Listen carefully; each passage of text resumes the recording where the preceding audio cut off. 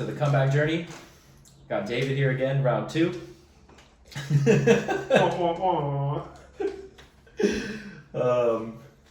Yeah, we were just talking about, like, the first podcast was a solid, like, catch-up session, you know, and Definitely. kind of want to go a little deeper, so let me move this out of my way a little bit. Alright, so we touched a little bit on, like, your plans, like, ideally if you stay at the Old Globe Theater and, like, move into this new position, and you know, that would be cool for, like, solidifying your income and being more stable and being able to, like, climb the life ladder a little bit. So what do you think, like, in an ideal world, what's your, like, if you could have any job in the world, what would you do? I think ideally it would be awesome to be the new John Taffer. You know who that is? Oh yeah, man, bar rescue. Bar rescue. I just feel like I've been in the industry for long enough and efficiently enough that it would be easy for me to walk in and kind of spot what was wrong, and for me to have, I mean, not so much that his job is awesome, the fact that he has a name that's respectable enough that he can walk into, or he's called to businesses that he's never even heard of, Right. to help kind of like flip it on its head and tell them what they're doing wrong and try to fix it. And the fact that he can, at any given second, if he's being disrespected or if the people aren't agreeing with him, he can just look at him and be like, I'm sorry, you called me here. Right. We're going to try it my way, please, first. Otherwise, there's no reason for me to be here. I mean, he has that kind of power, and 10 times out of 10, the people, you know, they back off from that. They know that it's... Right, like they wouldn't be calling him if they had it figured out. Exactly. I just feel like whatever he's done to get there is super respectable, that he has that type of pull and that type of respect across the industry. Right. You know what I mean? And, I mean, it would be cool if I knew that much about another industry. I'm not so much that I want to go into the bar industry or the restaurant industry, but just to be someone like that. You know what I mean? That's sought after for advice and kind of like guidance in one field or another because of their experience. Like almost like consulting. Yeah. Similar to that. Exactly. There's this program, my buddy told me about it. It's called the Lean Six Sigma program, and basically you can get like a green belt and a black belt in this Lean Six, and what it is you learn how to optimize the running of a business in the most efficient way. So like reducing waste, increasing productivity, reducing labor, like all this. And I might be butchering this, but like, let's say that like the mean is perfect. So like 6 sigma is like you're 6 deviations away from the mean.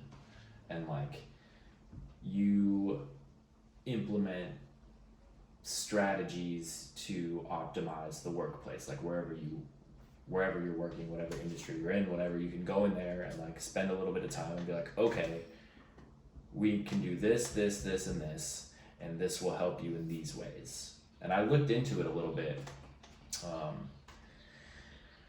I think to go through like the intro program and then to get your green belt and get your black belt, it's like a total of like $12,000.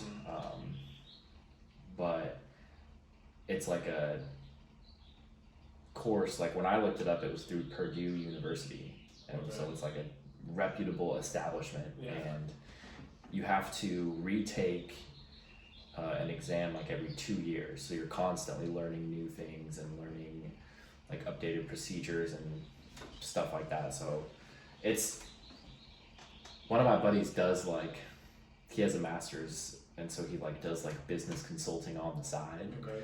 And he was like, oh, this is like the one thing that's like missing from my arsenal, you know? And I like, looked into it and I was like, this is legit, but like I don't have 12 grand to drop right now, you know? But something to think about.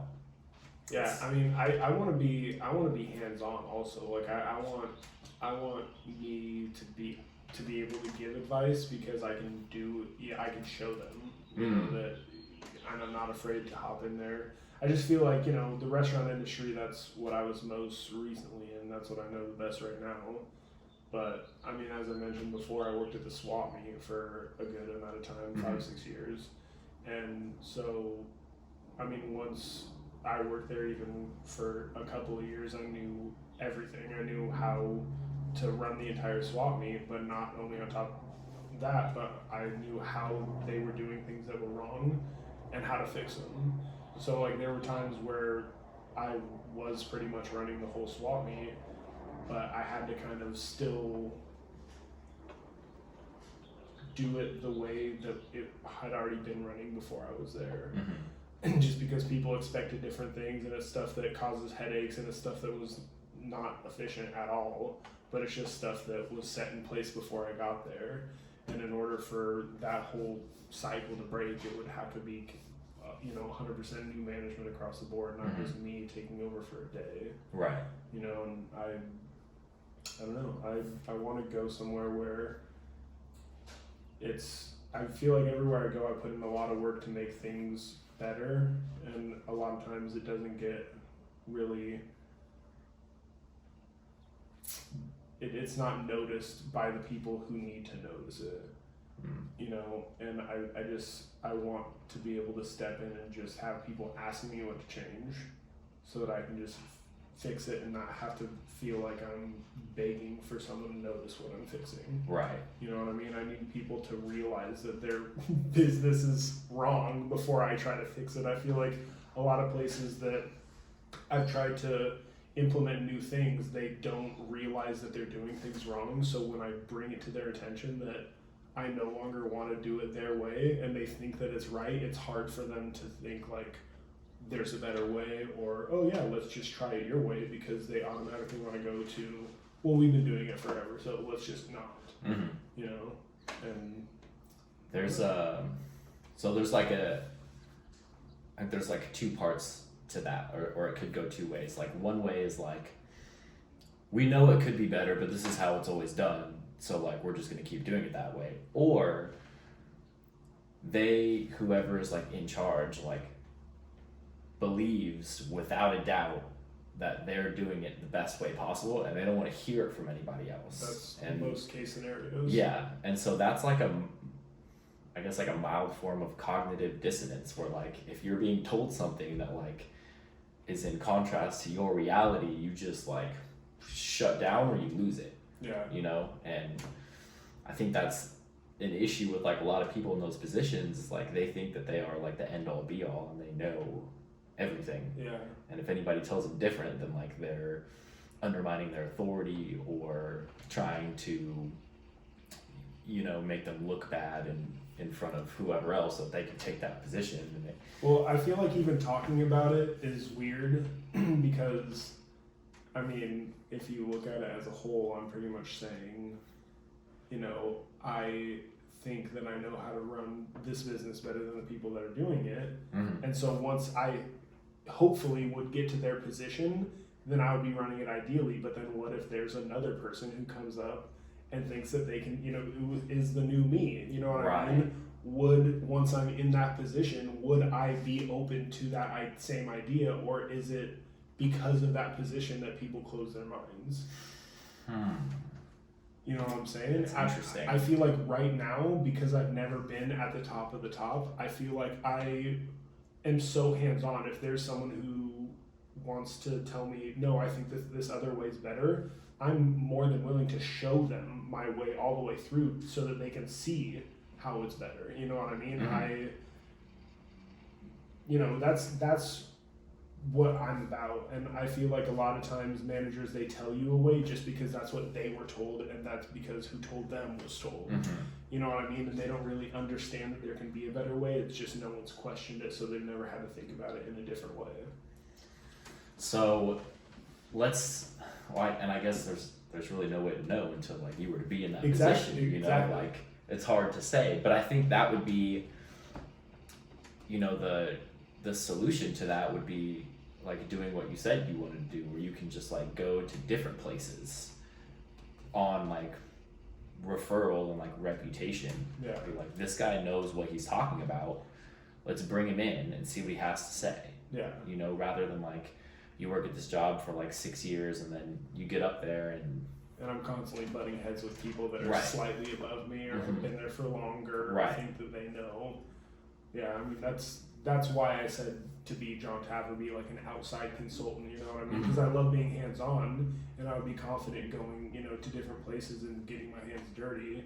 But I feel like what you're saying, you know, being somewhere towards the bottom and having to explain or change, you know, the people, you know, that are above you's mind, that's where the difficulty is.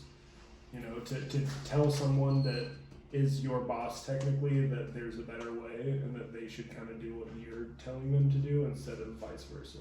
You know, they worked so long to be able to tell people what to do, and being told, you know what I mean? And it's never with disrespect that I want to bring that up, or that I want to be like, if you let me run this place, you know what I mean? Like when I work somewhere, like I genuinely want to do the best job that I can, and it's not.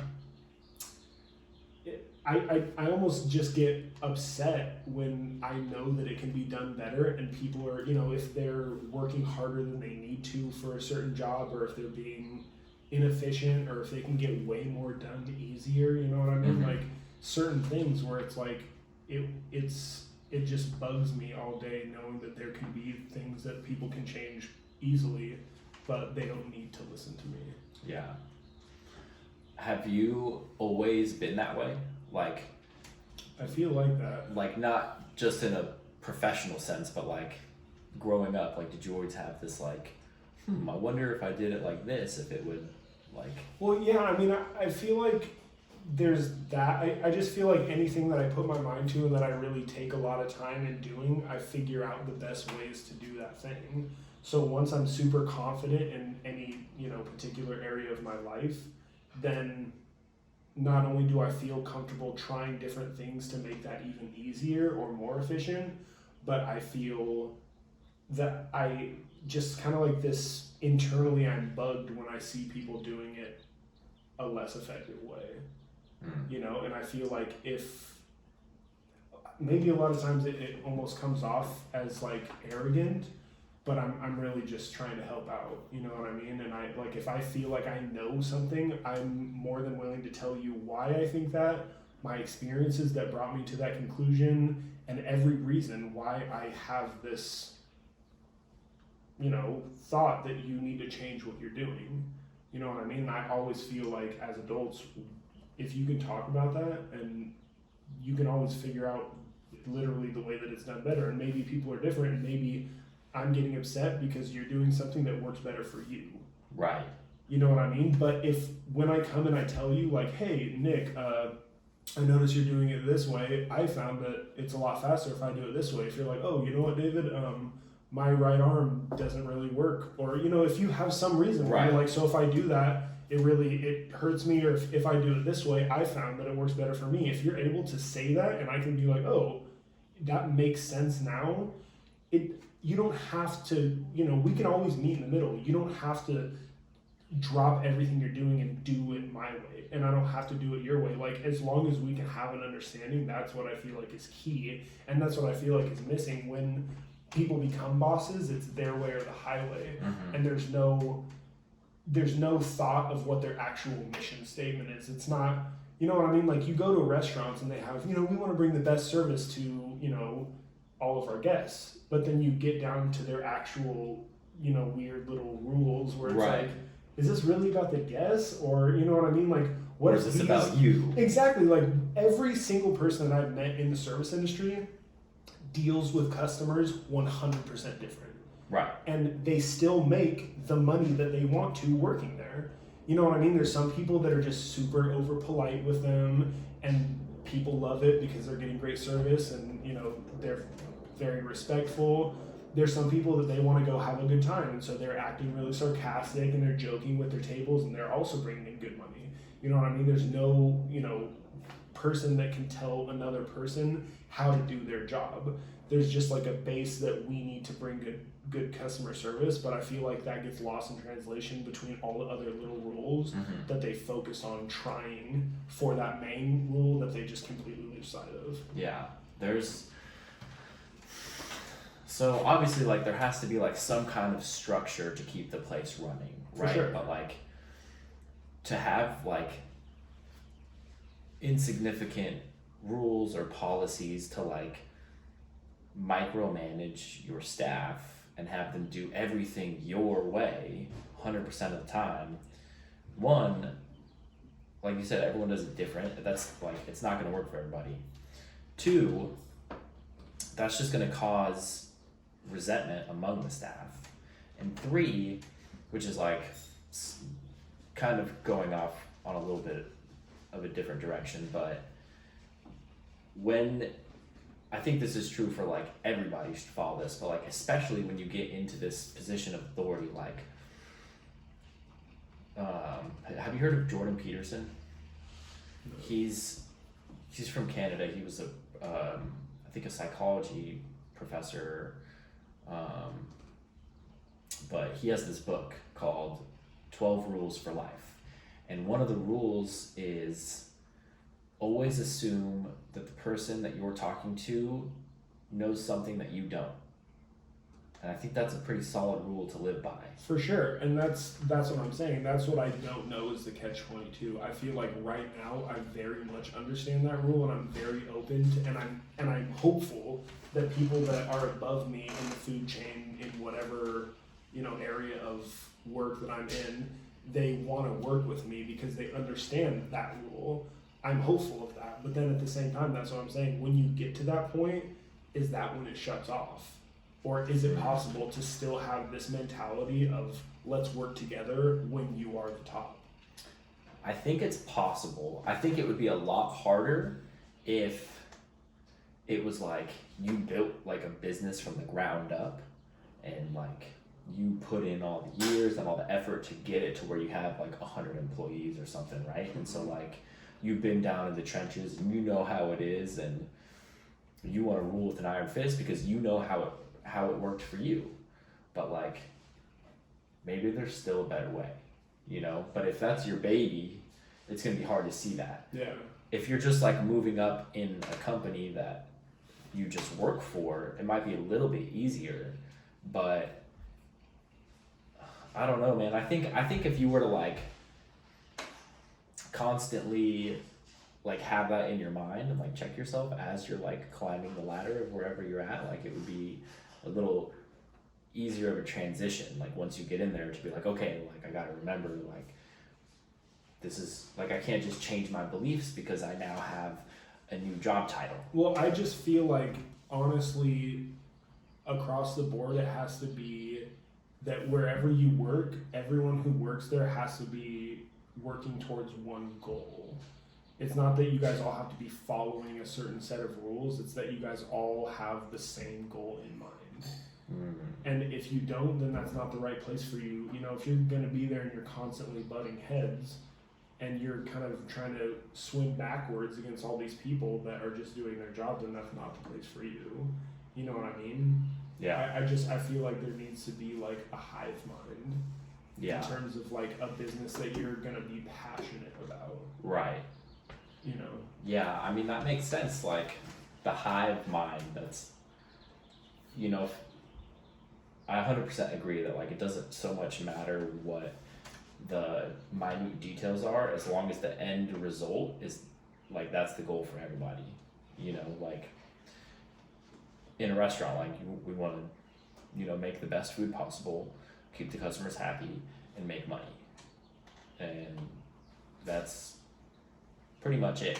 Like you can have some rules here and there, but like as long as everybody like is coming in, like the cooks want to cook the best food possible, they want to keep the customers happy, the servers want their tables to be happy because they make money, the bartenders want their drinks to taste good because people are going to order more of them, brings in more business into the restaurant, and it makes them more money. You know, there's all these different inner workings, but like the end goal is the same. Like keep people coming back and make money. Exactly. So. But I mean, that should be with any business. You know what I mean? Like if you're going and applying for jobs and you start working at a place that you just feel like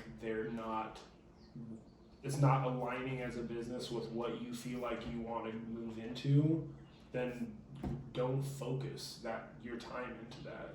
You know what I mean? Don't try to you try to learn from it.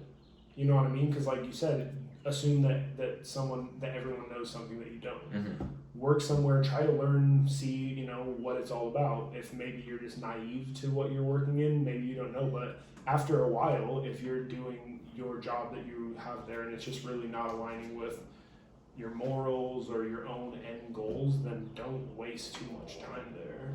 You know what I mean? It's not worth it in the end goal of your life to spend that much time on something that is not going to lead to where you want to go in life. Yeah, I think that's a very overlooked part of life for a lot of people. You know, I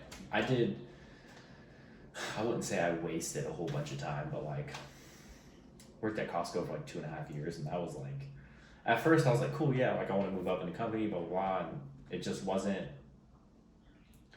I didn't agree with how they ran the business, you know, and some people will say Costco's the best company ever, some people say it's the worst company ever, like I'm like somewhere in the middle, you know, but it just wasn't for me, you know, and I put in a couple years and like learned what I could while I was there, and then I'm like, okay, like this serves no purpose in my life other than like a paycheck. Yeah. So I'm bounced. And then, you know, I moved on. I was already working at another job, but I got a management job at this restaurant, and those feelings came on much quicker at that time. Like once I got promoted, I was like, you know, I should have just stayed a bartender because I was like making more money. I don't really want to be a manager at this restaurant, you know, I just wanted the title of authority, and it wasn't.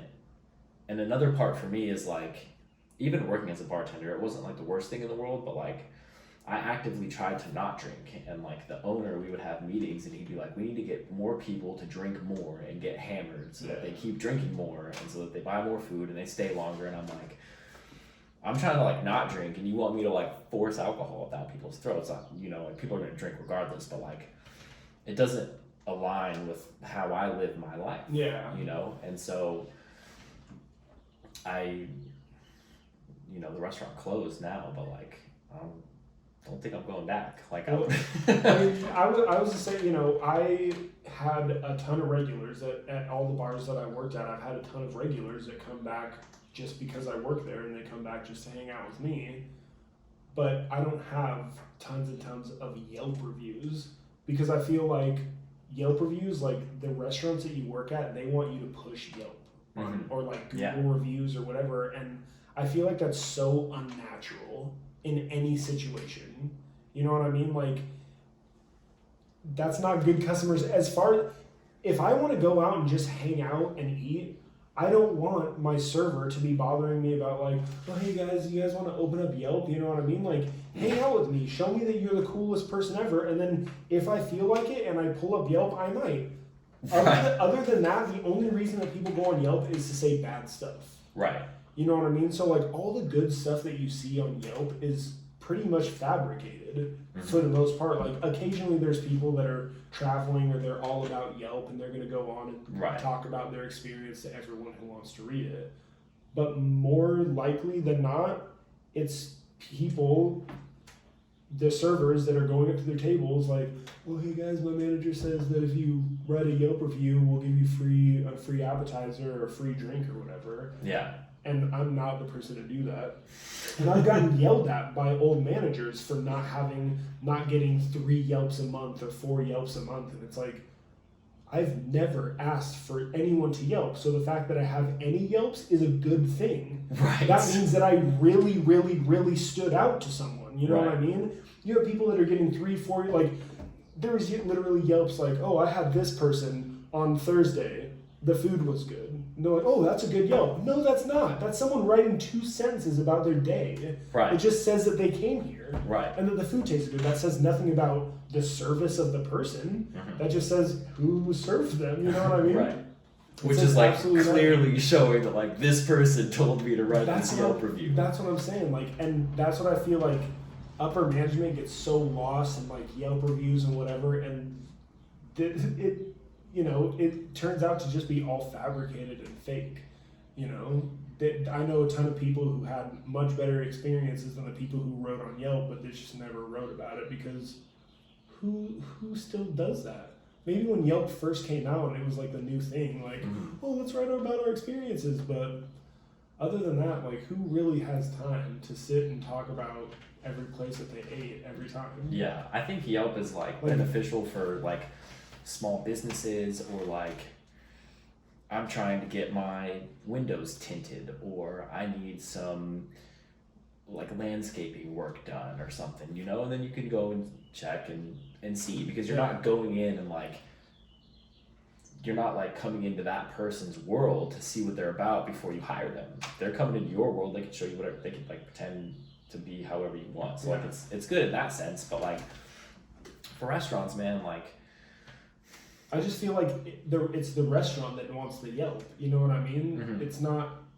When we get a good Yelp, it does nothing for us. It's not like you can look up our name on Yelp and you can show a company like, oh hey, type my name into Yelp and you'll see that I have 1,500 great reviews and only 4 bad ones. You know what I mean? That's not realistic, and it's not a thing. But then again, that could also be You know, I've known people who've written good Yelps for themselves.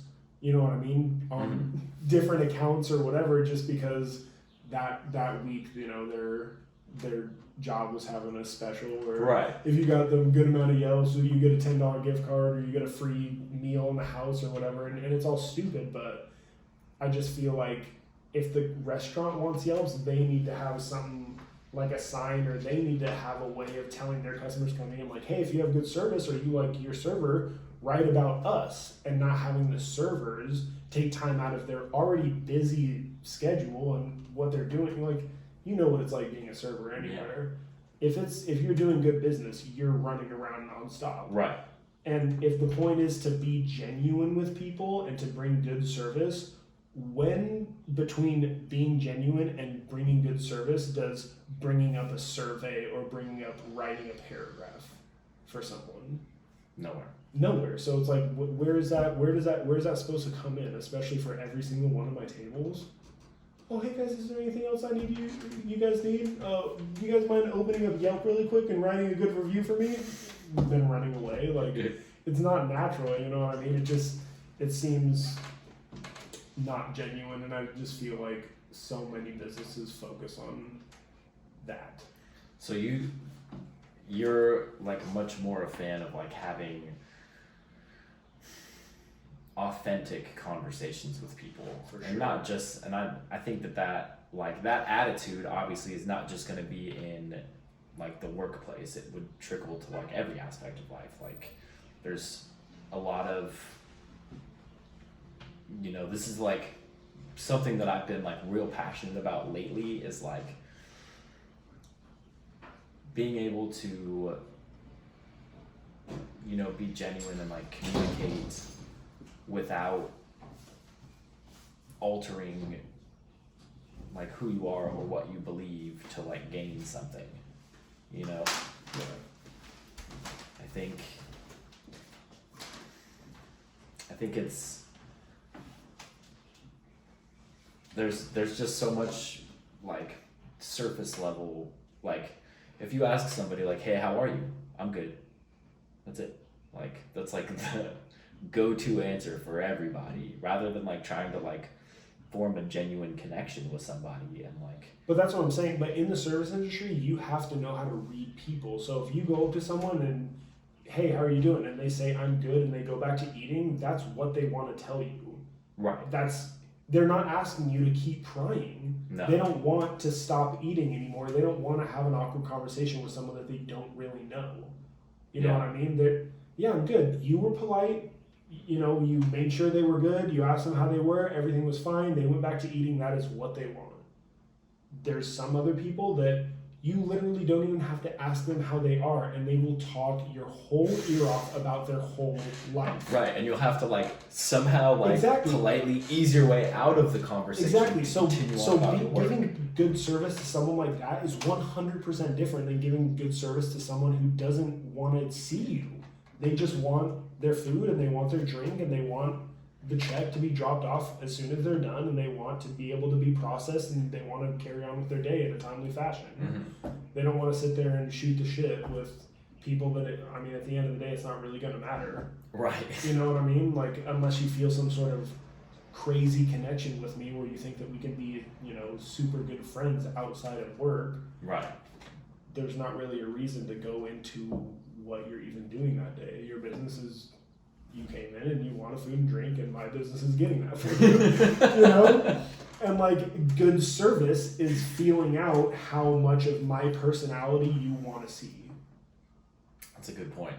You know, like, and a lot of places they're like, oh, were you smiling so much? And did you bother to ask them and push all of our specials on them? It's like, some people, they want to know all the specials. Some people, they know exactly what they want.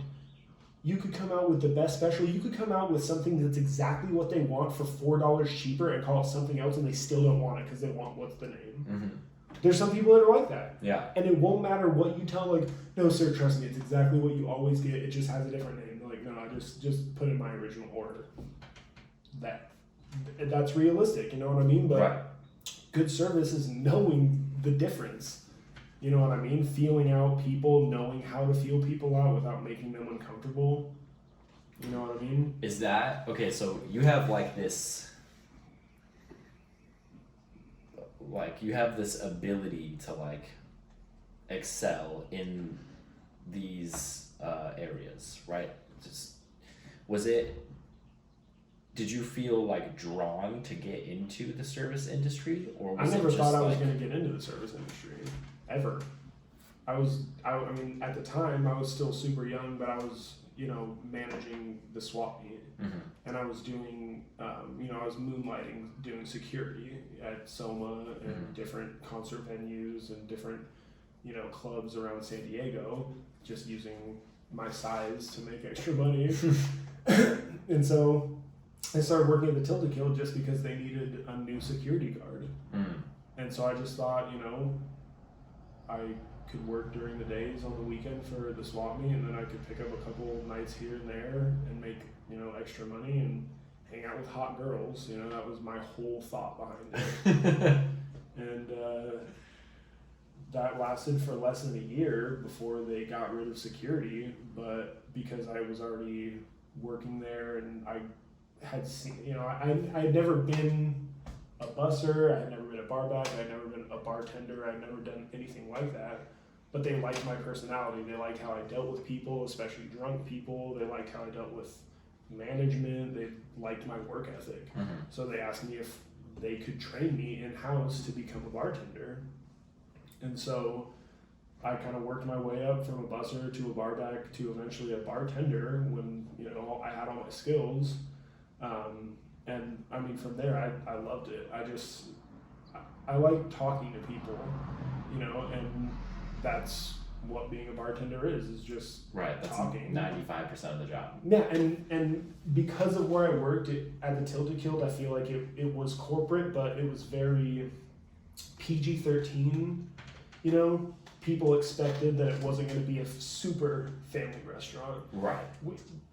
It is a family restaurant, technically, in the name, but you could expect some PG-13, kind of raunchy, kind of crude humor. Mm-hmm. So I felt like it was easy to be myself. I could joke around, I could laugh, I could just be silly. Mm-hmm. And so it was super easy being myself and then making tips. So like I thought, you know, I could go to work and I could be, you know, a manager at the swap meet and I could act like a hard ass and, you know, spend all day, or I could come make way more money in just a couple of hours shooting the shit and joking around and making drinks for people in air conditioning with hot girls, you know what I mean? So second that kicked up, I just quit the swap meet and just became a full-time bartender. But I mean, that's what kept me around for so long, is because it's easy, especially for me, if I'm working in the right place, that where my humor and where my personality is welcome, and not where I don't have to tone it down or act like more family friendly.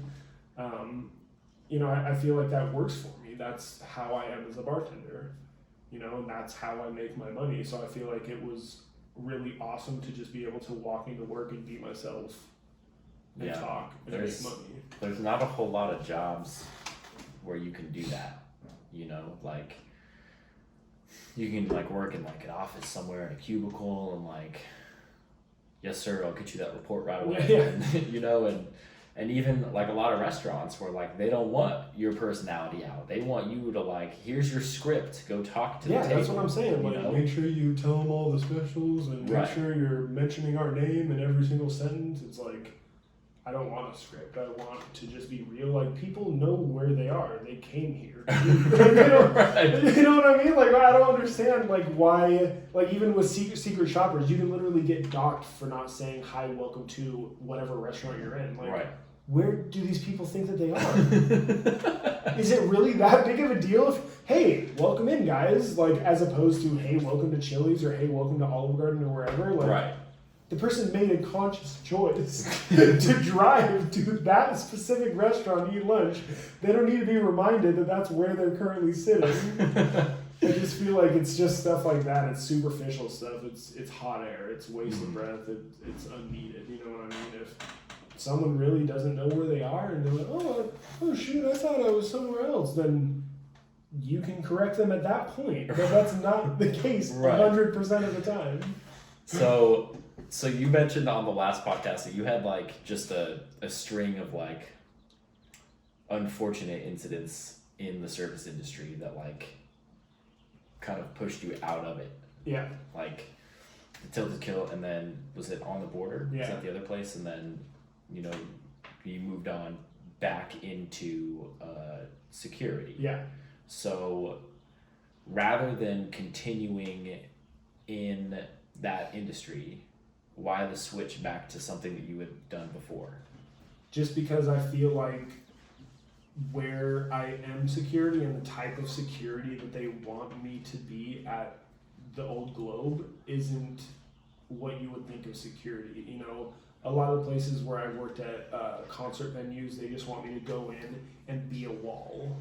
And anyone acts out of line or anyone acts like a tough guy, literally headlock them, carry them out the back, let them know that you can beat their ass and tell them to get out of here. You know what I mean? Like, that's your job. Or you're a doorman at some high-end club and you got to tell people that their shoes aren't nice enough, or, oh, sorry, you can't wear shorts in here, or throw your hat away if you want to come inside. Like, that's not who I want to be. You know what I mean? Like, that's the rules of where but that's not ideally what I would want for I don't want to be the head of people that just tell people that they need to dress nicer to walk into a building. Right. So working at Balboa Park, one, is an awesome place to work. Everybody that I work there with is super nice. But really what they need as security there is just someone who is observant and efficient and knows everyone. They pretty much just want a liaison between everybody there. They want someone who is a mediator, who's able to kind of tell people who know nothing about the Old Globe if they come up and ask questions. They want they want me to know who works inside the building, so if there's anyone who doesn't or who shouldn't be hanging around, I can just call them out by seeing them. You know what I mean? They just want me to be a very integrated person in terms of just knowing everybody. So I feel like my job there is literally day in and day out just checking in and talking to people. Hey, what's going on? Hey, what's your current project? What actors are doing what play is going on? Who, how late are you guys going to be working? And knowing the ins and outs of this place by literally just being myself and being genuine and talking to people. You know what I mean? They don't want someone to be a hard ass. They don't want someone to be the big bad wolf who's going to come mess you up if you do something wrong. Like, I'm there to be a helpful, nice, knowledgeable person.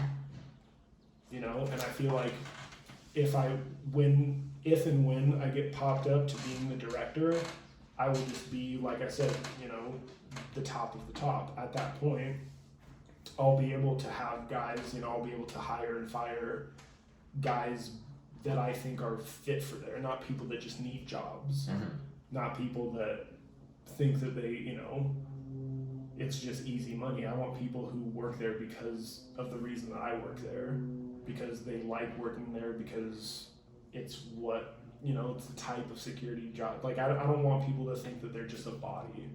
Oh, I'm just here to just make sure there's nobody coming in. Like, no, you're there to know everybody. You know, you're there to know when something's off because you can tell. You know what I mean? You need to be able to pick up things that not everyone else is going to know. Because there's so many departments in the Old Globe that they're very one-track minded. Everyone's super creative, but when they're in their space, they're very much in their space. So all your different departments, they're not really, you know, talking to each other. There can be people in production and people in development that are doing two different things for the same play, and they don't know it, you know what I mean? But they're just all working together, and I need to be the person who knows what's going on in different parts of the building and know who's supposed to be there and just kind of what they're supposed to be doing, so I can just make sure that everything runs smoothly. So I take it from like this position that you would consider yourself like very observant, you have a good memory, you like notice things that the ordinary person would not. What, like, in what other ways have those skills benefited your life? Like, if you can think of anything, like growing up or in previous previous events in your life, other than in a professional capacity. Like, have you like saved yourself some kind of like trouble by noticing things ahead of time that maybe somebody else wouldn't have? Or... I mean, I think for sure. I mean, I'm the type of person where even if I'm gonna go, you know, in the past and I'm gonna go get really messed up at a party, I still need to know what's going on around me. You're not gonna ever see me passed out somewhere where I don't know where I am, in someone's backyard where I don't know them. Like, if I'm asleep, I'm in my bed. I'm at someone's house that I've grown up with. You know what I mean? I'm somewhere where I know that no one's gonna mess with me while I sleep.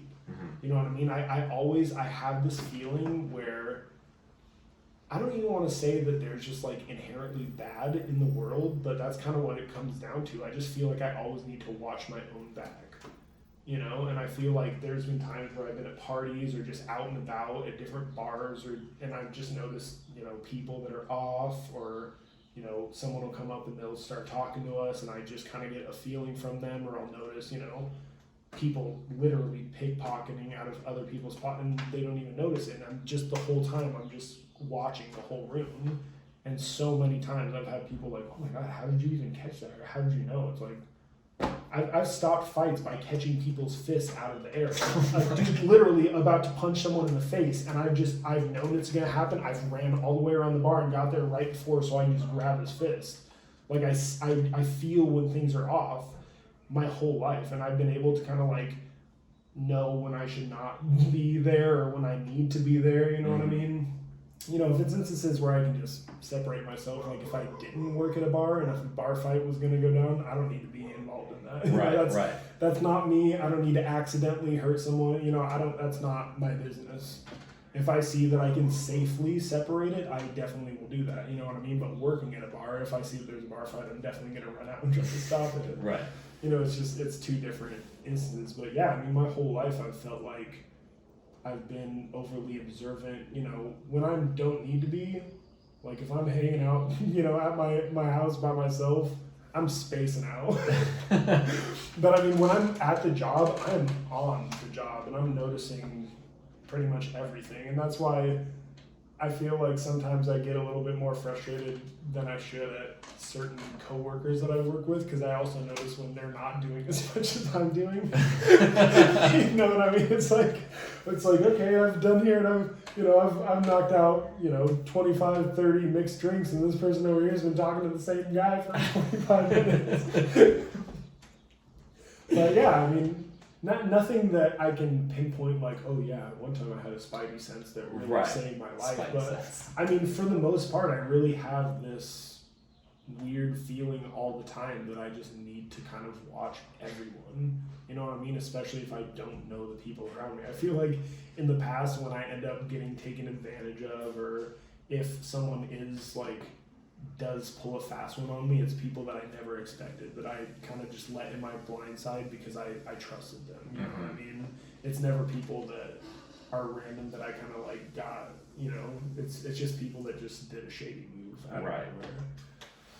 Which is unfortunate, but Yeah, I mean, you can't so catch everything, but like I used to think that I was like, I could, smell bullshit from a mile away, and like, I think I have a pretty good sense of it, but, like, I've also had some shit happen where I'm like, oh, like, I thought you were cool, and, like, yeah, and, you get the wool pulled over your eyes, but I think that's a super important skill to have. I don't even know if it's a skill. It's more of, like, an intuitive feeling, right? Like, it's just something that you have or you don't have. Yeah. And like, if you have it, like you should, like you said, it's like the spidey sense, like you gotta pay attention to it, like. I mean, it's not even that you have to, it's just like, I don't even have an option, you know what I mean? I can't even turn that off. Like if I'm out and about in a place that isn't my house and there's people that I know or that I don't know that are around me, I'm gonna be super alert. You know what I mean? If I'm hanging out at a table, I know who's sitting behind me, I know what's going on. If someone walks past me multiple times, I'm gonna notice it. Right. It's stuff like that where it's like my eyes are all around the room all the time, just because that's how it's always been. And a lot of people, ask me, is it because I've worked so long in, security where that is my job? But I feel like I got into security, one, because I'm huge, and two, because I mean I'm constantly looking around and being observant, you know what I mean? I know a ton of guys that work in security that literally are dumb as bricks and aren't trying to stop anything. They're there literally, if a fight breaks out, to punch someone. That's their version of security. You know what I mean? My version is like be ahead of it. Like preventative measures. Exactly. Yeah, exactly. Like for example, I work as a door guy downtown at a club, and one night I watched a guy walk all the way down and just knock every single bird scooter into the street as he's walking down for at least a couple blocks. Every single bird scooter that was standing up. What an asshole. And it's like, I don't own a bird scooter. I don't care that the bird scooter is getting hurt, but it's like the mentality that someone like that has to have to literally just cause destruction up and down a city block for no other reason. Like, guess what? If that same person wants to try to come in the club, we don't need that. And guess what? He tried to come in the club, and he walked right past me, and I watched him knock everyone down right in front of me, and he walked around the corner and went to our other entrance, and I saw that, and I walked right around, and I just told the guys at the door, I was like, hey guys, he's not coming in. And his friend knew exactly why. His friend was like, it's because you knocked down all the scooters. But it's like, a person like that is the same type of person who's going to go in and throw a glass against the wall and break it, or knock shit off the bar because he's not getting the service that he wants, or go in the bathroom and tag up the bathroom, and then all of a sudden we're going to have to kick him out, or we're having to fight him for no reason. Like, I saw how he just treated everything that wasn't his property all the way up to the bar. Get rid of him now before he's a problem for the bar. Right. You know what I'm saying? It's stuff like that where it's like, no other security guard would have told that dude that he couldn't go on. They literally would have been like, whatever, those bird scooters on the bars, who cares? Okay, but that type That's of not the person, point, yeah, right. exactly. It's like, he needs to learn that that's not an okay thing to do. If he wants to go to some other bar who didn't see that happen, that's fine. But he doesn't need to come in after I just watched him do that whole thing. You know what I mean? If he wants to be like, wow, I really looked like an asshole, and come back the next day and pull me aside and be like, yo, my bad. I was just being an asshole. I wasn't really thinking about it. I have no other excuse other than that, but you're not going to catch me doing that again. Guess what? You're allowed to come in. I have no vendetta against you. it's proactive. Right. And that's key to being a good, security guard, I feel like. So you said like you had, like people ask you like, oh, is that why you, like, did you learn that being in security? But you said that like you had this before, like your whole life pretty much. Yeah. So like what, like how do you think, like if you were to incorporate that, is there any other field that interests you besides security where that would be like a valuable asset to you? Well, that's, what I've been saying, how I could be like a John Taffer, like, is that not the best quality of someone to be able to walk into a whole restaurant and without anyone knowing that he's there, literally watch everything? Like, I see that the bartender's been doing nothing while your server over here is busting her ass, making sure that entire back of your restaurant is super happy. Meanwhile, your bartender can't keep 3 people satisfied. You know what I mean? And then you can also keep an eye on the back. Like, you need to be very observant. You know what I mean? You can't be single track minded when you're trying to come in and change a whole business. So that's where I feel like that is like the ideal job for someone who's super observant. So how would you, like, have you put any thought into how you could make that happen? I honestly have not. At this point, and I've felt like, as weird as it sounds, and maybe as wrong as it sounds, life is just about like who you know, and opportunities happen through that. Like, you definitely can try to make opportunities happen for yourself, but I feel like sometimes it's just you really need to network and find people who can make opportunities like that happen. I think it's a little bit of both. Like, I don't know if it's possible to create opportunities for yourself, but I think it's possible to, like, as you get older and like, learn more about yourself and kind of like optimize your environment and like tailor it to like your specific wants and needs, you are more inclined to see the opportunities when they are presented. Yeah. On the other hand, I do think that networking and like being around the right people is massively important for whatever you want to do. Yeah. And that's not like, these people don't just appear in your life. Like, they come when they're supposed to come. Like if you believe in God or the universe or whatever, like they'll come when they're supposed to come. Yeah. And you just have to, like, how am I trying to say this? Like, you should do the best you can at what you do in the meantime, and just, be observant and aware of like not even making a good impression, but like being genuine with everyone you meet, because people recognize that and they remember it. And then eventually you can build this like networking catalog of people, but that's like another thing, like it takes time. Well, yeah, it's one of the, like, the way that I would go about that is, ideally save up enough money that I could open up my own restaurant or chain of restaurants, and I could run that successfully to the point where people would notice that, to where I would have the type of revenue that I could open up more, different types of restaurants, so that I could have a name behind a series of different successful restaurants. Or you get your name out there as someone who is a hard worker and who knows how to run a restaurant. And then, do you know how many people out there have the money to buy restaurants and start restaurants but have no idea how to run it? tons of them. Yeah. Find those people who have all the means in the world to open up a restaurant at will. Give them an idea for that restaurant and tell them not only can they do it with their money, but that you can do it with your knowledge. Let them know that that it's almost not even going to be a risk for them because you know how to do it so well, and then do it that well or better. And then that's going to shotgun you, way faster than saving up. And, there's different ways to go, but if you meet the right person at the right time, that's going to slingshot you For sure. so much further than grinding. Yeah. That's. But it's because you're grinding. You know what I mean? I'm not saying that you're sitting around waiting for this to happen. You need to make it happen. You need to find these people. And, you could even know these people right now, but you're not taking the time to write them a business plan.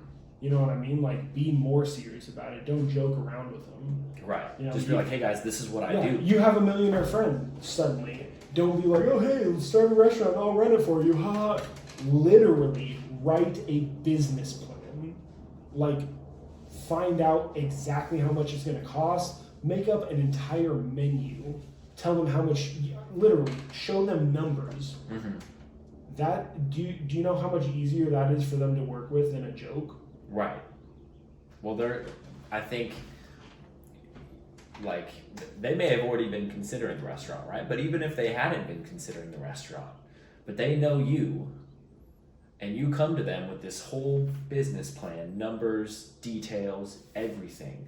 You're like, hey man, if you want to get in on this, like, you could start seeing a return on your investment in 24 months, and you can, you'll start making money. Well, that's for sure it, but I'm talking about even to the creativity. Like, some people think about, oh yeah, I have the money, it would be nice to own a restaurant. But they don't want to think about anything other than that.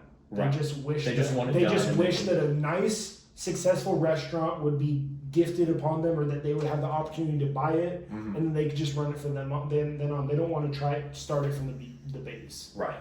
So if they had someone who was like super passionate, like, hey, dude, with your money, do you know what you could do? They know what they can do, but if you broke it down for them, and then you were like, hey, I can do this. Like, not only did I just make this plan for you, but I can do this. That is like that's balls right there. Yeah. And seriously, not a lot of people do that. Like, so many people are all about talk. And I'm not going to say that I'm guilty of the same thing. I've joked around at times where I was, should have been a little bit more serious. But when you find that type of stuff, and if you're absolutely passionate about something, you need to go the one step further. You can't just throw it out there, like you said, and hope that they're going to notice you and be like, oh, well, maybe if I talk to him about it, then we could brainstorm this good idea. But then all of a sudden, that's too much thought for them. And then it falls in on itself before it even blossoms. They're having the idea, it's already there, but it's just not growing. Come up and show them a whole tree that you can plant there. Like, hey, you have this idea, stick this in that spot. And you're gonna be like, oh wow, some people are like, oh, I want to open. Okay, well, what do you want? Well, I like burgers, but I don't know. There's a ton of burger restaurants. What if you have an idea for like a next level burger? You're like, oh well, not a lot of places do this certain technique, and I think it would be like a next hit. Oh my god, yeah, then all of a sudden they're sparked and they want to know more. Well, how possible is this? How many people we need to run this business? Where can we open this up at? So I think that this whole idea speaks a lot towards being assertive and being confident in your craft, or what you know or what you do. And that's something that I never really had a hard time excelling at whatever job I had, but I wasn't assertive at all. I wouldn't ask for a raise. I wouldn't push anything to get more out of it for myself. Do you ever have that issue, or you've always had this mentality of this is what I want, I'm gonna go get it?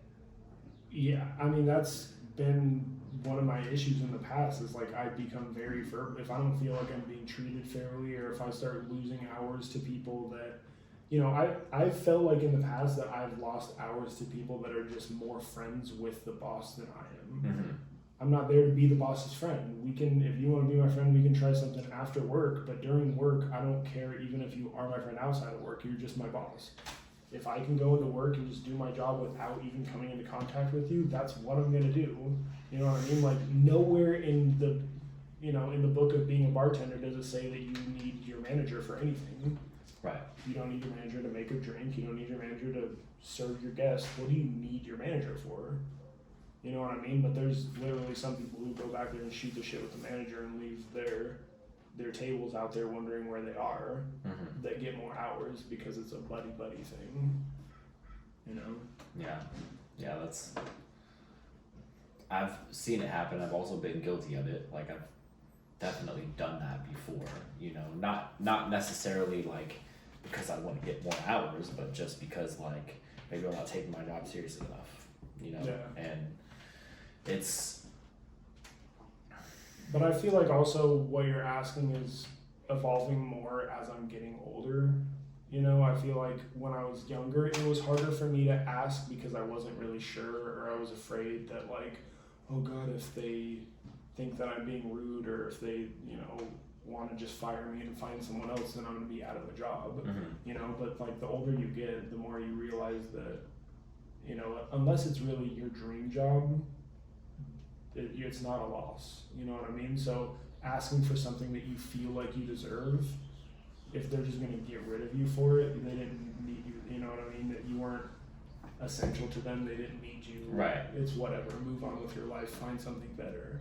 You know what I mean? If you ask for if you believe that you're worth something and you ask for someone who really values you that much, you'll get it. And it's always worth asking, and that's what I'm learning more and more as I get older. But a lot of times, managers, they don't really like it. Some managers love it. They love that I'm super independent and that I can just kind of come in and do my own thing because they know that I'm gonna, like when I work little side events, private bartending or anything like that, they know that I'm gonna go out and do my job. I don't need a supervisor there, Mm-hmm. and some managers, they want to watch you the whole time and make sure you're doing everything how they want you to be doing it, and then they want to call you out if you don't, and I'm not about that. And I'm just, the older I get, the more I am confident with the jobs that I'm doing, and so the more confident I feel when I feel like, the more confident I feel telling someone if I don't feel comfortable in what they're having me do, or if I feel like I'm worth more than they're paying me. Yeah, that's a good point. Like, let's say, like you've been working somewhere for a while and like you have no problem like doing any aspect of the job, right? But then management notices that and they're like, every night, hey man, can you go clean the toilets? Just because they know that you'll do it, because they know that like you're gonna work hard. But at some point, like, look man, I've been here 2 years, this dude's been here 6 months, and I'm cleaning the toilets every night, like, no. Well, this is gonna sound ridiculous, but one thing that I've noticed is like my height is a huge advantage for cleaning things. Like I can clean things that 90% of people need at least the step stools to get done. Right. I notice things are dirty that 100% of people don't even ever see. You know what I mean? I can see it on top of refrigerators. I'm constantly, just for support, I'm putting my hands up on stuff that are out of people's eye range. Right. So I know what needs to be cleaned. I'm constantly cleaning it, and managers notice that. They have shelves, where all their liquor is stored, and oh, hey David, because you're so tall, do you mind just dusting off those shelves? Yeah, no problem. I will work hard for you. That's my job. But when I see that not only do I have to do that, but I have to do the same thing that everyone else is doing, and everyone else does my same job minus doing that ever, how is that fair? It's not. Exactly. And after a while, it really gets old because it like starts to stack up and people don't think, well, yeah, but I would have to go get a whole step stool. Okay, well, do you realize that it's more of an issue for me to bend down and clean all the way down at the floorboards, but you still make me do that? You know, like I'm still expected to do everything that everyone else is plus what I can reach. But no one else, you know, it doesn't work the opposite way for everyone else. You know what I mean? There's nothing else that someone else does that I don't have to do. Right.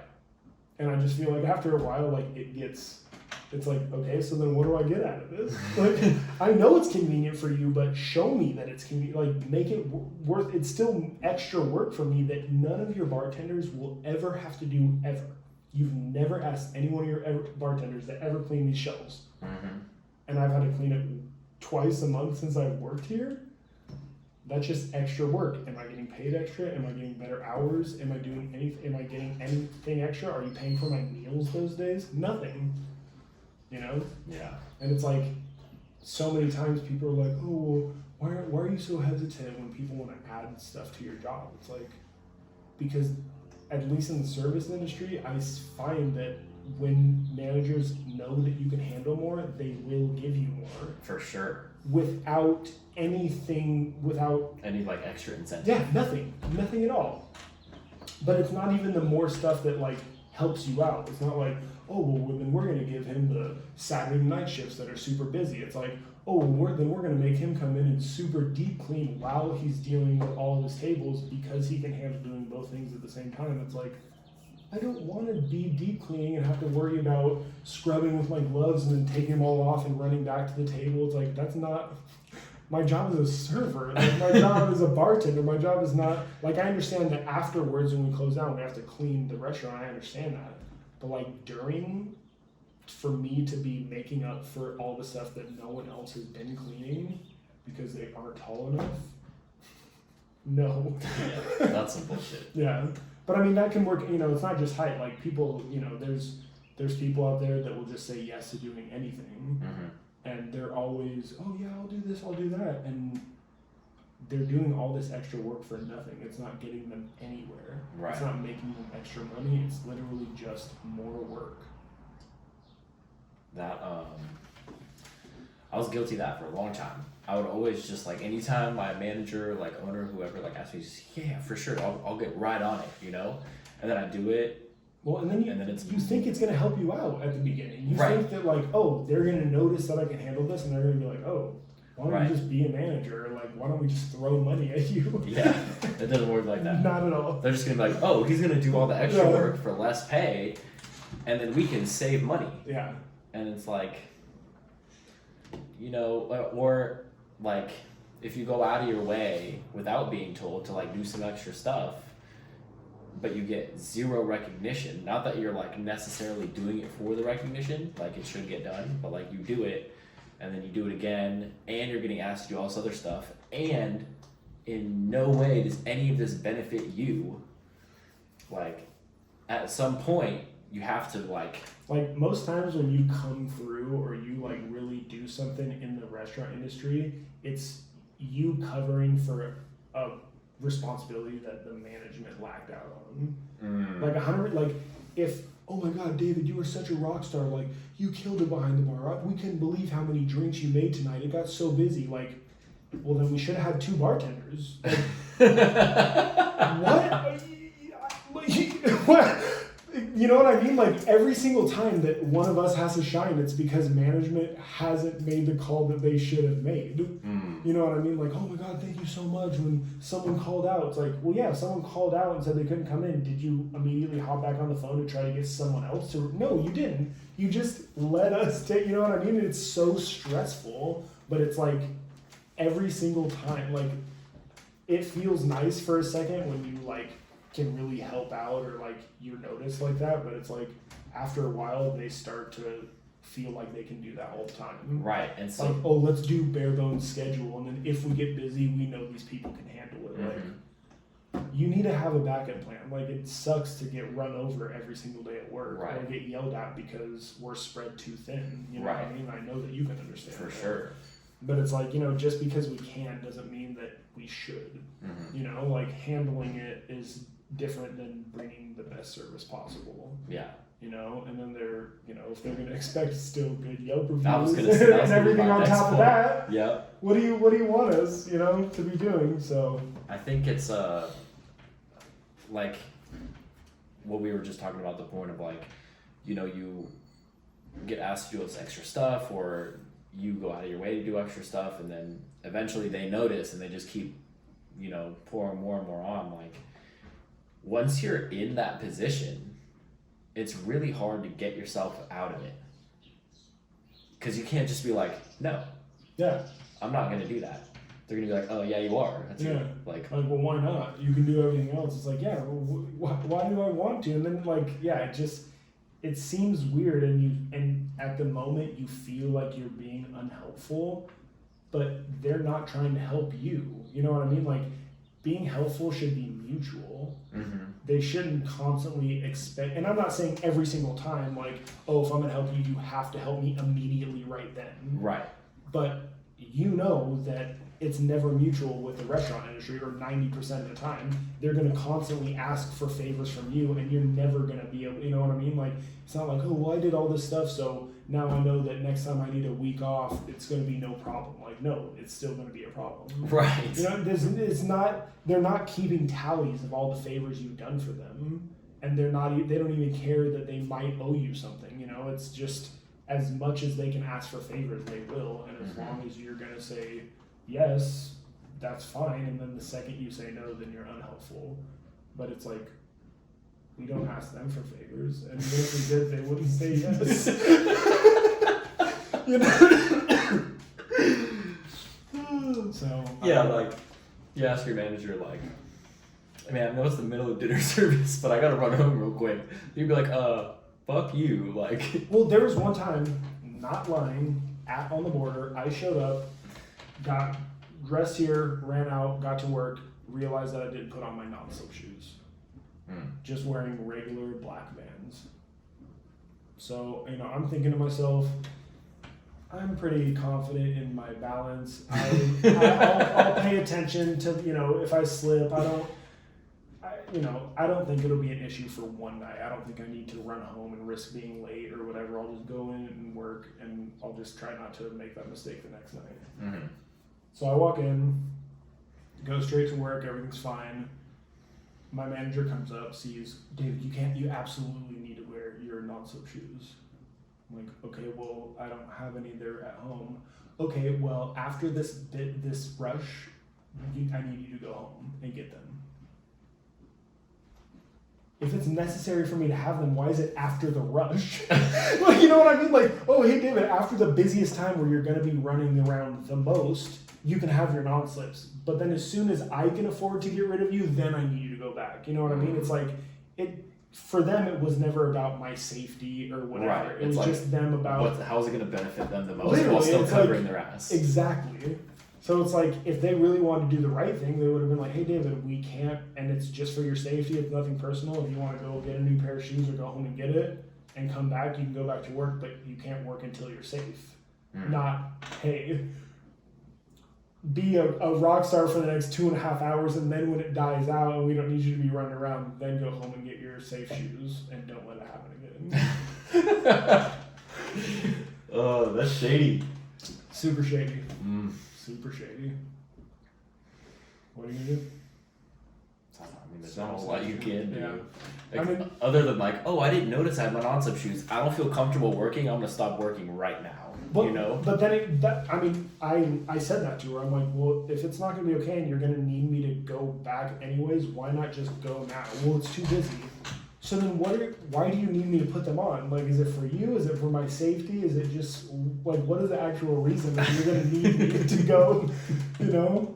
That's what I'm talking about. Like, it should be, like, you know, goal-oriented. Like, it's just, you're there. If you and the manager as adults want to come to the conclusion that for one night it's okay and you can carry on your shift, then that should be okay. Right. If you as the manager don't want to take that risk and you really don't want to, then send them home then, but don't use them for what you need them for and then send them home when it works for you, you know?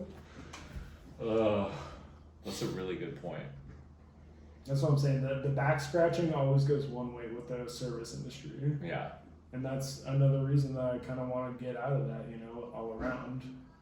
Like I said, I want to be a manager. I said I want to be someone that was, higher up, but it just seems like the service industry is like harsh, Yeah. There's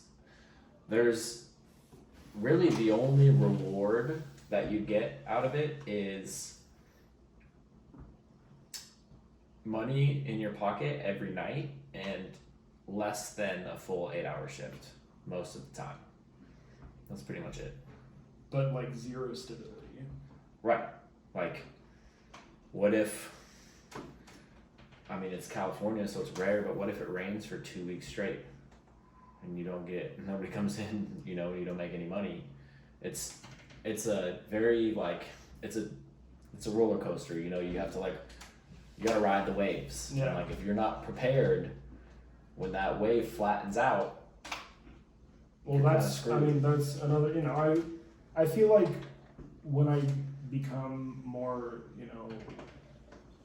just all around smart with my money in terms of investing and savings, then I'll be able to venture out and be a little bit more daring and, take risks in terms of what I'm doing or try different jobs that maybe are like that, where it's a roller coaster. It could be really good sometimes and it could not be. But right now, to start that foundation, I need something that's going to be stable. right.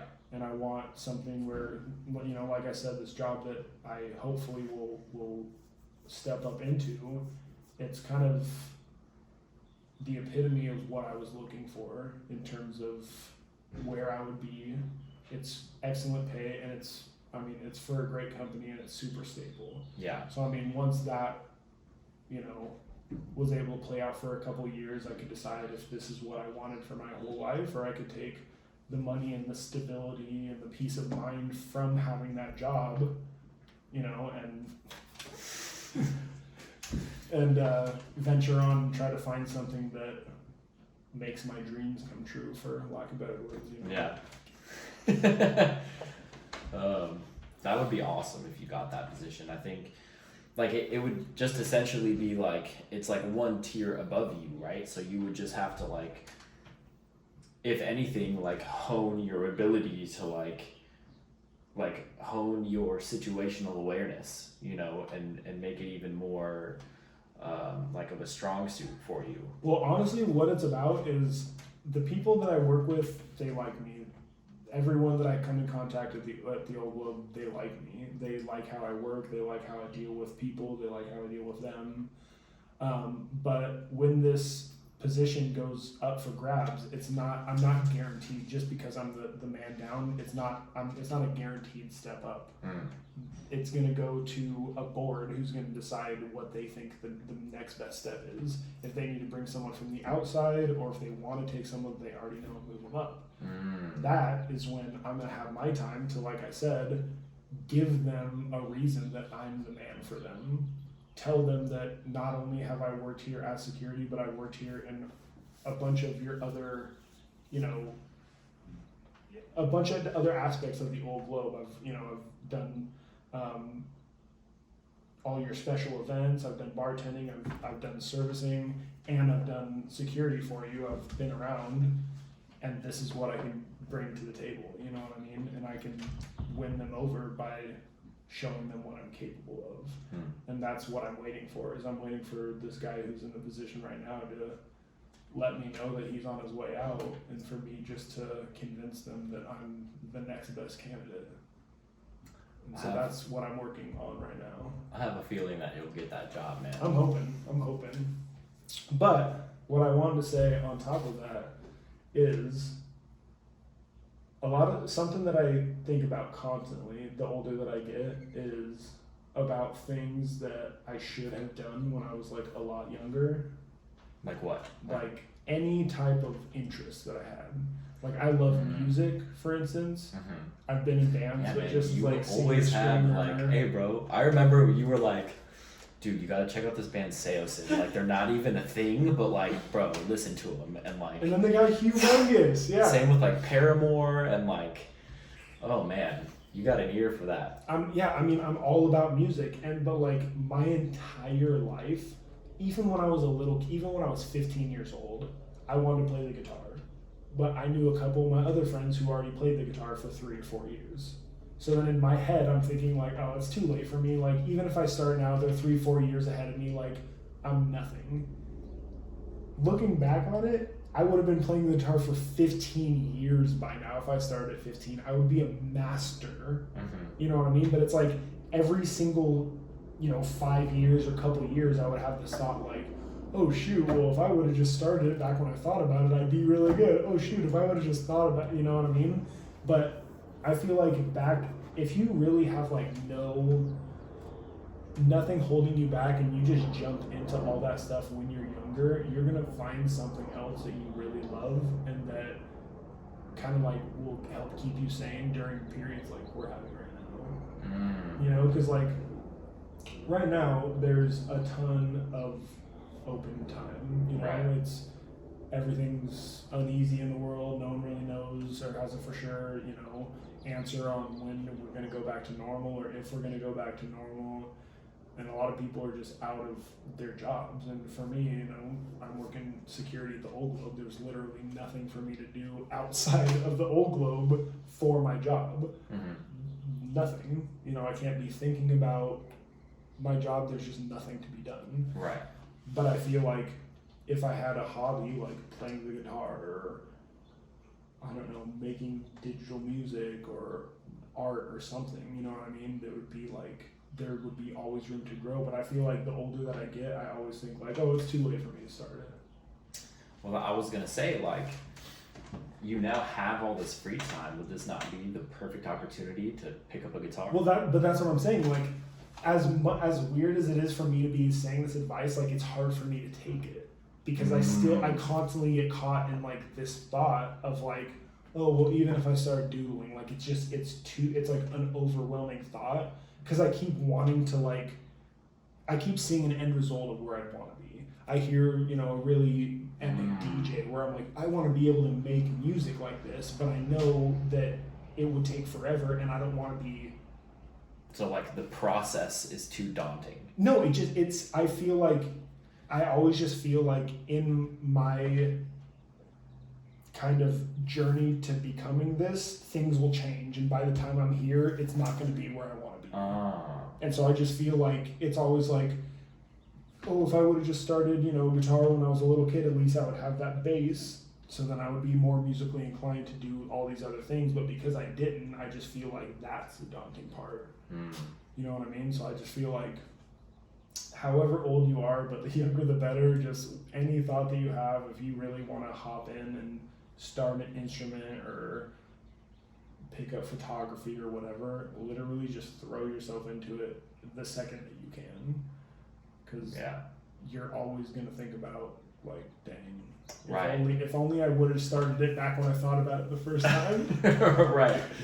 And that's the thing is like, what, like, worst case scenario, what happens? You find out you don't like it? Cool. That's what I'm saying. But, like, what about when you're 80 and you're like, I never, in my 80 years, picked up a guitar to learn how to play, even though I wanted to start playing when I was 15. Like, it's, I don't know. Like, I wanted to play the drums when I was a kid. And I told my mom about it and she was like, no, it's going to be too loud in the house, and so I didn't play. And then, fast forward, however many years, and like my little brother's band practices inside the house at my mom's house. He's got a drum set, he plays guitar, like he doesn't live there anymore, but like what's, and I'm like, well, why can't I have my dream? Like, and why? So it's like a balance of like, stop, like, at least for me, it was like, stop playing the victim.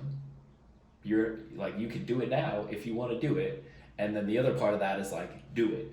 Like, well, I mean, especially now, like with how technology is and everything, like you can pretty much find a how-to video or For a whole anything. a lesson on literally anything that you want to do online, and you can learn from a master for free. Right. You know, and that was less likely. You know, YouTube didn't Like become a 15 thing years till- ago, I Yeah, don't even think it was. But when I was growing up, if I wanted to learn how to play the guitar, I had to, you know, find a friend who knew how to teach me, or grab a couple books and teach myself how to read music or play different chords. Now you can literally just pop up YouTube. Right. I can do that now the same way that anyone else can, but I just like, I always have this mental block, like, yeah, I can do that, but I'm still going to be so far behind. You know what I mean? And it's like such a weird mental block that I find myself like getting caught in, you know, and I am trying as hard as I can, but I feel like a lot of, you know, stability has to do with that. I feel like ever since I've been on my own, I've never been as a whole stable enough to feel confident trying other things, you know what I mean? Like for whatever reason, I just have so much anxiety about just life itself that I don't even want to try to take on another task to add to that. Like You you know think what it I'm may be saying? like too Like- much to juggle, like Like trying to like what? I just, so like when in the service industry, like some seasons are better than others. Like summer season, you're making a bunch of money. Sometimes you're you know, working a ton of hours. Other times, for whatever reason, your hours are being cut back. It's never like There's no like structure to it. there's no structure whatsoever. So I mean, I just found myself, it's just been, like you said, a roller coaster. So I feel like, you know, I just get so caught up in just trying to like live, you know, because like there's sometimes where money's good, but I know it's not going to be forever, because I know that there could be a couple months where it's not, and then you know, Right. sure enough, that's what happens. So I just feel like I've constantly been like trying to catch up, and it's just hard to like try to like start a new task fresh when you feel like you're trying to like play catch up with yourself. Yeah. You know what I mean? So I feel like for like my peace of mind to be in a job where it was steady, where I could pick my own hours, I knew exactly how much money I was going to be making every month. I could literally budget it out. There was never going to be any error from margin. It was like cut and dry. Right. I knew how much money I needed to spend on bills, how much money I could just spend, you know, on saving or whatever, and I could just across the board. Then I could structure my whole day to like, okay, you work, all your bills are fully taken care of with your job. This is what your life looks like. Here's the spots that you can fill in. You know what I mean? Like, I just feel like for me, it would be so much easier that way. Like, everything's being taken care of. Here's your structured life, and here's where you can fit in all this stuff. Instead of like in the service industry where it's like, oh yeah, this week I work Tuesday, Wednesday, Thursday, and I'm off all weekend, but next week I could work all weekend and nothing during the week, and then like, you know, some weeks you're like, oh, I made $500 in tips this week, and the next week you could make 150 because it rains and no one wants to come out, or coronavirus hits and then you're making 0 tips, you know what I mean? So it's like, it's such a roller coaster that it's just like, I never am able to sit there and like try to plan something out. Like, you know, I could say, oh, I want to learn how to play the guitar, but because it's so new, it would be hard for me. You know, I get off of work and I'm tired. It's hard for me to like want to go try to play the guitar. You know, it's because it's so scattered. But if I could really like look at my schedule and be like, oh, if every single Wednesday you have nothing to do, right? I can put in a scheduled guitar lesson every Wednesday. Because you know that you're never going to have a Wednesday where you're going to get called in, or where you might have to work, or where you could potentially pick up a double because you need to make up the money that you you know what I mean? It's like, you never have to worry about like, am I playing catch up, or am I ahead of it, or am I behind? Yeah. I know where I'm at, and I know what I can go beyond that. Yeah. That's a really good point. Like the time blocks, you know, it's something like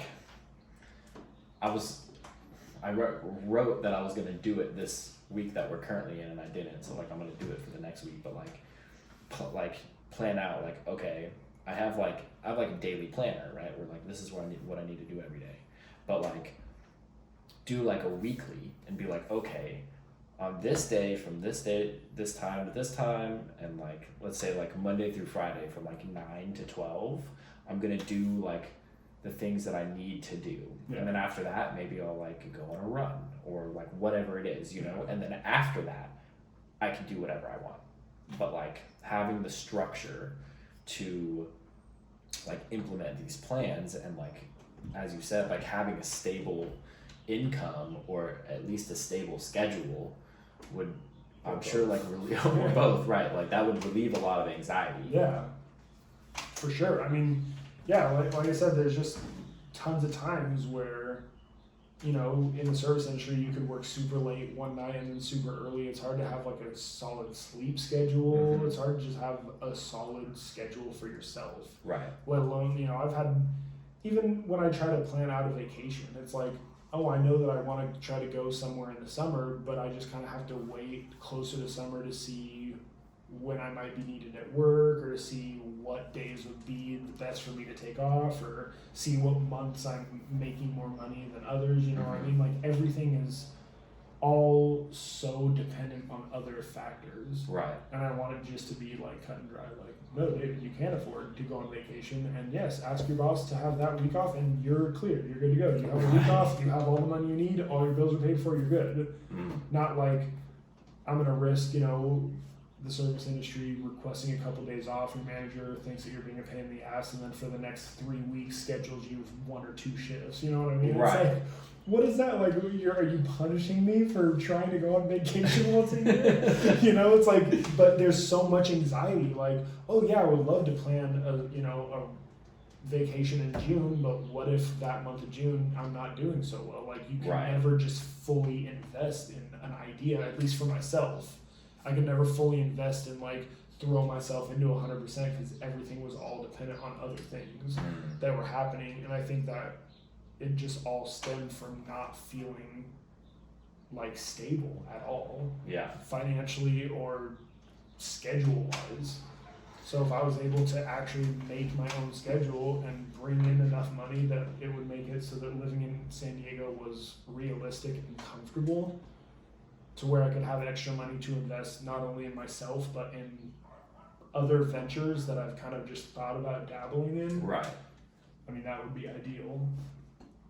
And that's why I'm looking to get into this job. It seems like that's what it's going to be able to bring me. And I'm hoping that, you know, maybe if it's not the job that I'm supposed to be at for a long time, because of the stability, I'll be able to find something that I actually do love, and I'll be able to kind of evolve into that. Yeah, well, the I more think comfortable I am with myself. Like once, I think, you know, if you're constantly stressing about all these different areas, right? Like once those are alleviated, you then have like the mental capacity to explore new ideas and like expand your awareness. And, you know, having this stable job, stable income where you can like kind of like take a breath and be like, okay, like cool, like now what's next? Or like what can I do to fill my time? Like it would, I think, afford a lot of opportunity. Like obviously getting the job is a big opportunity, but in getting it, it would give you much more opportunity overall. Yeah, for sure. And that's honestly like, I'm taking the job for the stability and for the opportunity to have better opportunities, as weird as that sounds. Like to have set open times where I can focus on myself and not just have a couple of days off and then want to do nothing because I don't know if the next week I'm going to be scheduled 4 or 5 days in a row. Right. You know what I mean? With crazy doubles or opening and then closing or whatever. You know, it's hard on your mind to try to, you know, take days that could potentially be solid rest that you might need and do it for something productive when you don't know when you're going to get another day like that. Right. And so I just feel like if I was able to actually pick those days You know, like, oh, hey, I've done everything for myself. I actually just need a rest day, and I can take a rest day, and every other day I can just plan out Right. stuff I actually want to do because I can afford it, and I have the time for it, and I have the means for it. Like, that's where I'm going for. I just want to be comfortable in my 30s. You know? I know, man. Lay a solid footprint for the rest of my life. Yeah, I mean, that's no time like the present. Like, and that's the thing is like you said, like, you can't, like, we can't create opportunities. Like, you, like, made the decision to take the job that you're currently in, and then this opportunity has presented itself. And, like, it wouldn't be there had you gone, you know, to somewhere else or, like, stayed as a bartender, like, who knows? Yeah. But, like, the key is to, like, recognize them as they come. Yeah, this is literally just because as I was bartending, I happened to get in a conversation with the head of security who was talking about needing a couple good security guards on his team. And I was like, I know a good security guard. I am one. He was like, pretty much come meet with me, let's talk. And after that meeting, he was like, yeah, you're gonna be like my number 2 dude. And I mean, as soon as that happened, and then he started talking to me about, you know, how he didn't really want to be there anymore and he was trying to find a different job and that ideally I would step up. I mean, that's just like, it totally changed like the outlook of where I thought I was gonna go. Right. You know, in the next 5 to 10 years. And it looked a lot more comfortable that way. Mm-hmm. You know. So I mean, I'm hoping for the best, honestly, but you know, it's hard to say, you know, during this whole time just because. Right. Like, who knows when things are going to go back to normal. Exactly. But I mean, when things are normal and when they get back to normal, I'm back to the same, you know, hustle and grind and just waiting for those opportunities that we talked about. Oh yeah. But I mean, I'm hoping that the next time an opportunity lands, I'm ready for it and I can jump on it and be as thorough as I talk about. Right. You know, people needing to be seize that opportunity. Hell yeah. Cool, man. This was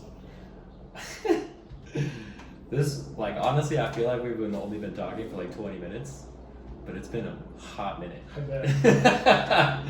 All right, well, let's wrap it up. And I mean, I think we should, like, every like certain amount of time keep doing these, because these, like, there's like a couple people that I can have like long conversations with where, like, I'm constantly engaged in the conversation, you know. And I think it's like, one, helps that, like, we've known each other forever, but like also, like, I just feel like we vibe, you know. Yeah. So like, it's a lot of fun doing these with you. Well, yeah, I mean, that'd be cool to, you know, see us talk right now and talk about our future plans and then be able to catch up every now and then and see if they're actually going kind of how we're talking about Right. it, or if there's change of plans, or just kind of see how things are falling into place for each other. Yeah, That would we be could, cool. dude, it'd be cool to, like, listen back on these in 5 years and be like, yo, look, like, David Hanson,